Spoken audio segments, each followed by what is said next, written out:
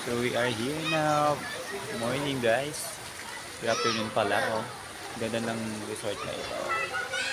Lucky J Resort. So meron silang swimming pool dyan. Dalawa. Sa dapat may pang dalawang pool. Ito ay pang adult room.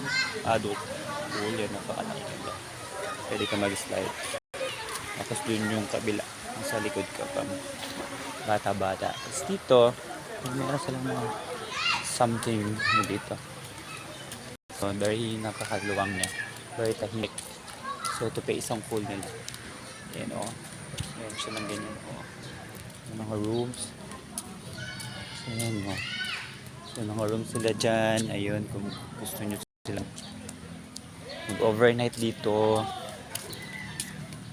I think it's 2,000 per 2 person per room.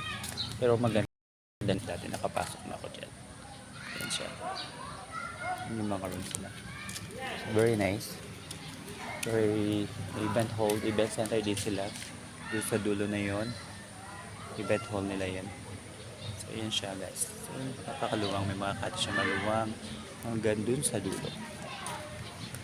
So guys, dito po yan sa Bagong Sikat, Purok 2, Cabanatuan City, Nueva Ecija. Napakaganda guys. Napakalinis ng tubig palagi.